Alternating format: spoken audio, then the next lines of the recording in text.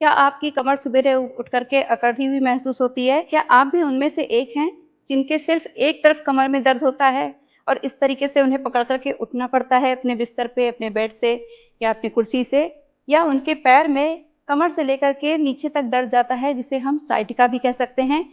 या फिर L4, L5 में गैप आ गया है, जिसकी वज़ह से उनके कमर में रिस्ट्रिक्टेड हो गया है मूवमेंट? तो इन सब समस्याओं के लिए आप जो ये अभ्यास मैं अब बताने जा रही हूँ, ये आपके लिए बहुत लाभकारी रहेंगे। अगर आप इन्हें नियमित रूप से करती हैं, तो आपको निश्चित तौर पे 15 दिन से 1 महीने के अंदर ही काफ़ी लाभ देखने को मिलेगा। और अगर आप इन एक्सरसाइज़ेज़ को सही तरीके से सीखना चाहती हैं, इसमें ब्रीदिंग कैसे करना है, कितनी देर होल्ड करना है, सही पोस्चर क्या है, अगर इसके बारे में सही तरीके से जानकारी लेकर के इन एक्सरसाइज़ को करना चाहती हैं, तो निर्मल योग मेडिटेशन सेंटर में आपका स्वागत है। आप हमें कॉल कर सकती हैं 8577827023 पे। आप हमें कॉल करके इसके बारे में पूरी जानकारी ले सकती हैं। अदरवाइज़ आप हमारे सेंटर पे भी आ सकती हैं। हम पहले एक्सरसाइज़ पर ध्यान देते हैं।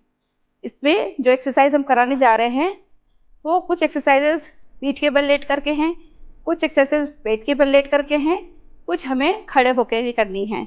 तो हम सबसे पहले स्टार्ट करते हैं पीठ के बल एक्सरसाइज़ से।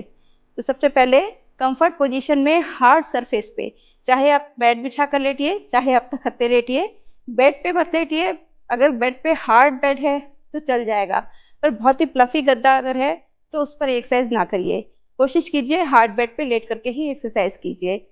तो आइए इस एक्सरसाइज़ की पहली विधि समझने का प्रयास करते हैं। इसकी पहली एक्सरसाइज़ में दोनों हाथों के फिंगर्स को इंटरलॉक करेंगे, सर के नीचे लगाते हुए दोनों घुटनों को मोड़ के रखेंगे और उसे दाएँ-बाएँ हल्के-हल्के कमर से हिलाएँगे। ऊपर का भाग स्थिर रखेंगे। दूसरी एक्सरसाइज़ में हम दोनों पैरों को फिर से घुटने से मोड़ेंगे।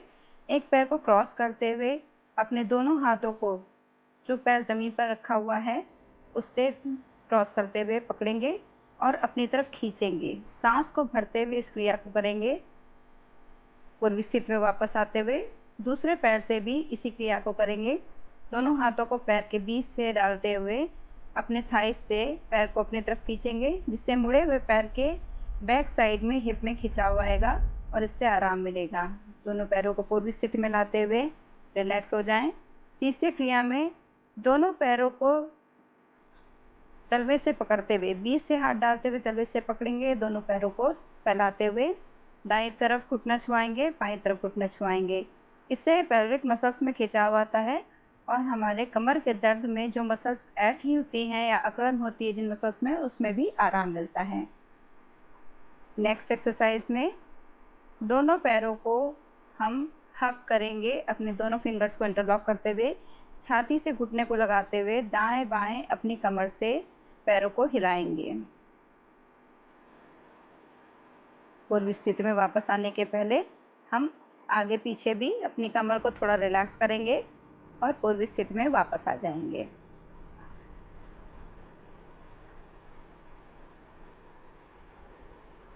नेक्स्ट एक्सरसाइज में दोनों हाथों को साइड में रखते हुए कमर को ऊपर उठाएंगे, सांस को भरेंगे और सांस को छोड़ते हुए कमर को वापस मैट पे रखेंगे। पुनः इस क्रिया को करेंगे, सांस को भरते हुए कमर ऊपर, सांस छोड़ते हुए नीचे, फिर सांस भरते हुए कमर ऊपर और पैरों को अब खींचते हुए अपनी एड़ियों को पकड़ने का प्रयास करें, परंतु अपनी शारीरिक स्थिति को ध्यान रखते हुए इस अभ्यास को करेंगे। सबसे पहले शरीर की सुनेंगे। यदि शरीर साथ दे रहा है और हम आराम से पकड़ पा रहे हैं तो उसको पकड़ते हुए अपने एंकल को, कमर को ऊपर करेंगे और उसे नीचे करेंगे।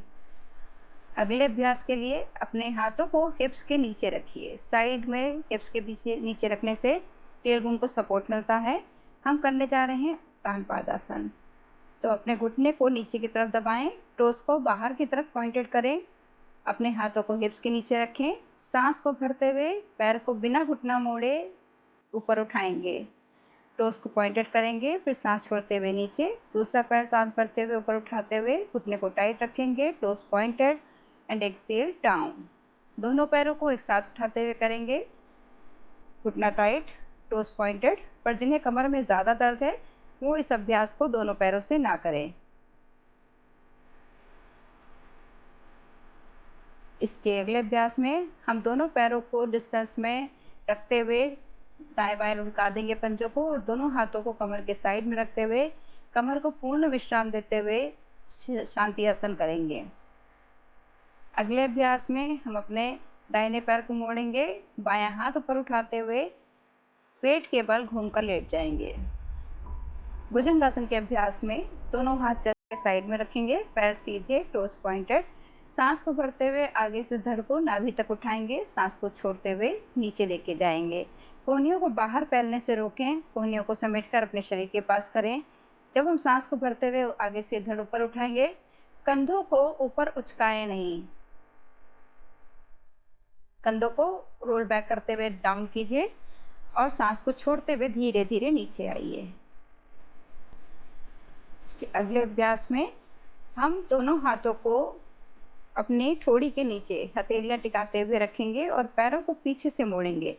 मकरासन का यह अभ्यास कमर में बहुत ज़्यादा रिलीफ देता है और ये घुटने के दर्द के लिए भी बहुत अच्छा रहता है। एक एक पैर से करने के बाद दोनों पैरों से भी इस अभ्यास को करेंगे।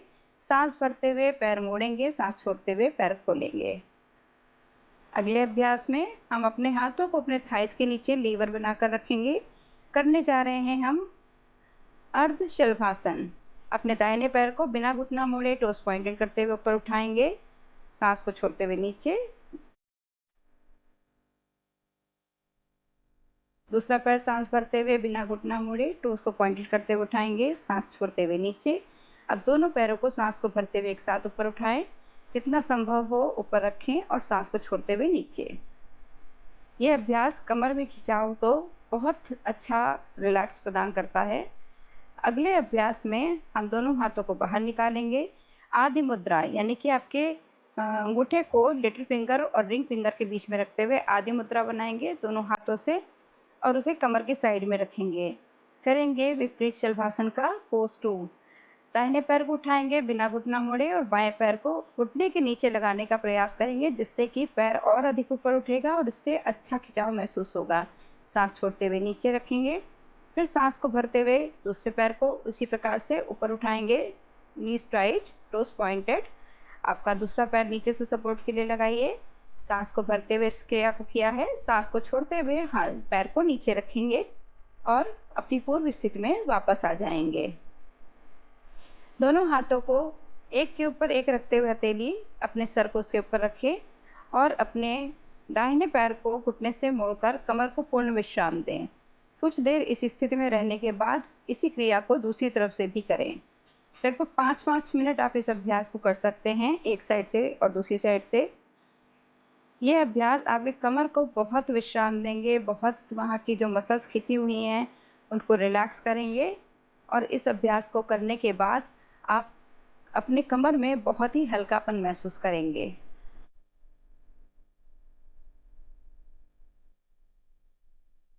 जो अभ्यास खड़े होकर करना है उसके लिए जीने पे खड़े होकर पैर को लटकाते हुए दाएं बाएं हिलाएंगे।